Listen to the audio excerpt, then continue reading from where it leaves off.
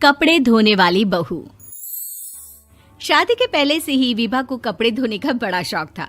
कभी नल के नीचे तो कभी तालाब के पास। अरे मेरी नीली वाली लुंगी नहीं दिख रही है।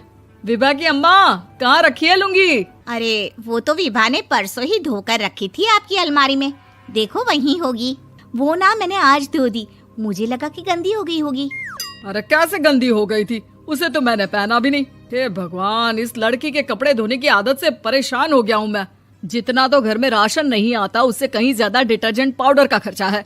इसकी शादी करवा दो, शादी जाए अपने घर में ही करे काम, फिर चाहे घर के कपड़े धोने हो या पूरे गांव के। हाँ ठीक बोल रही हूँ, देखता हूँ मैं कोई लड़का। वो दिन भी आ जाता है जब विभा को देखने लड़के वाले आ जाते हैं। लड़की मुझे अच्छी लगी। होने वाली सास कहती है, बेटी अगर कुछ पूछना है तो पूछ लो।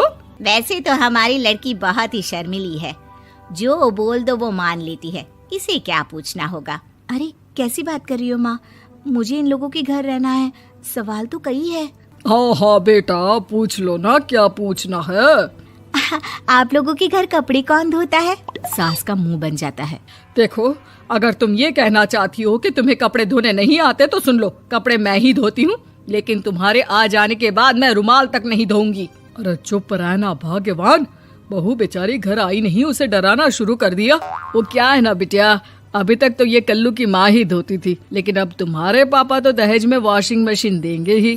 तभी विभा की माँ बोल पड़ती है, सवाल भी पूछा तो क्या। वैसे भाई साहब, मशीन की तो फिर भी कपड़े धोने की कैपेसिटी होती है। मतलब जो बिटिया दे रहे हैं ना विभा, इसे कपड़े धोने का बहुत शौक है। ये आप लोगों के क्या, आस पड़ोस गांव मोहल्ले सबके कपड़े धो दे और उफ तक ना करे।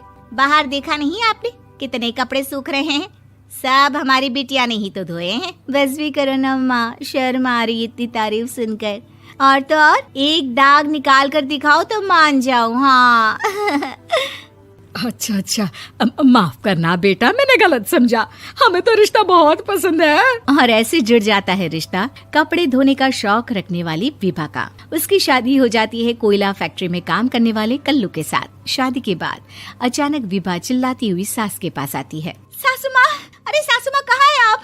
ये तो धोखा है, धोखा दिया आप लोगों ने मुझे। इसे ससुर के चक्कर के बारे में पता चल गया। अरे तो उसमें तुझे क्यों धोखा मिला है? अरे नल में पानी नहीं आता, कपड़े कैसे कब धुलेंगे? अच्छा, तू पानी नहीं आ रहा उसकी बात कर रही है। तो आपने क्या सोचा? कुछ नहीं। अच्छा हाँ, तेरी माँ ने कहा था कि कपड़े धोने का शौक है तुझे, याद आया मुझे। शौक बोलकर कपड़े धोने वाले मेरे जुनून को कम ना आके सासू माँ, कपड़ा धोना मेरा गुरूर है। तभी पति भी वहाँ आ जाता है। अभी मैंने इसे सनी देओल की फिल्म दिखाई है, उसी के डायलॉग मार रही है माँ। अच्छा सुन, साफ बता रही हूँ, पानी सुबह 4 से 6 और शाम को 10 से 12 आता है, समझी? विभा टाइमिंग सुनकर हैरान हो जाती है। ये क्या भूतों का मोहल्ला है?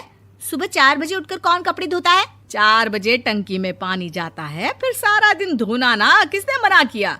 अरे कैसी बात कर रही हैं? 200 लीटर की टंकी में कितने कपड़े धो लूंगी मैं? सुबह ही उठ जाऊंगी मैं। अब क्या था, विभा सुबह 4 से लेकर रात के 12 बजे तक कपड़े ही धोती रहती। एक रोज सास पड़ोस से निकलकर कहीं जा रही होती है कि साथ वाली कहती है, हाँ कल्लू की माँ, जरा ये बताओ कि 2 साड़ी है, 2 ब्लाउज और एक पेटीकोट और एक नाड़े वाला लंबा कच्छा।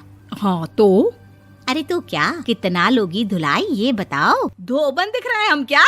हमारे पति सरकारी नौकरी से अभी रिटायर हुए हैं और बेटा सुपरवाइजर है कोयला फैक्ट्री में। धोबन समझ रखा है हमें?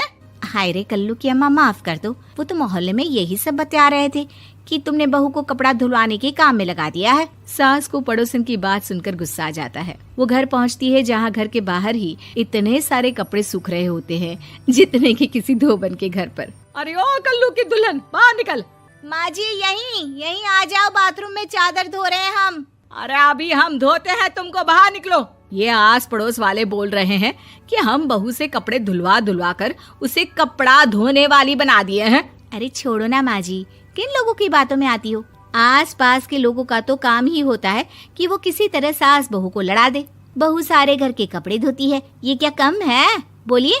सास को भी लग जाता है कि वो बहू का ये सनकीपन नहीं छुड़वा सकती, इससे अच्छा है कि खुद ही चुप हो जाए।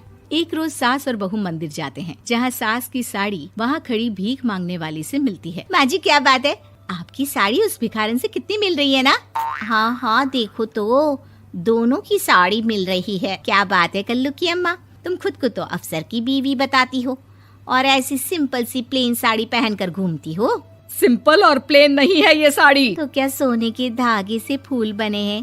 कुछ भी सासू माँ, कुछ भी। हाँ बने थे इस साड़ी में सोने के धागे से फूल। मेरे पति लेकर आए थे मद्रास से स्पेशली मेरे लिए 10,000 की। ताहे भाई साहब इस भिखारन के लिए भी सेम टू सेम साड़ी लेकर आए होंगे 10,000 की।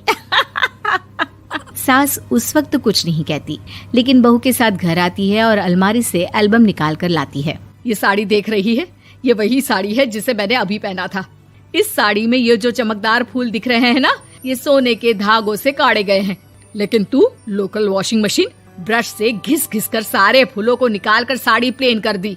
मुझे माफ कर दीजिए सासू माँ। और तो और, जब मैंने तुझे तेरी गलती के लिए कुछ नहीं कहा, लेकिन तूने तो सबके सामने मेरा मजाक ही बना दिया। क्यों? बहू को समझ में आ जाता है कि अब से उसका कपड़े धोना बंद।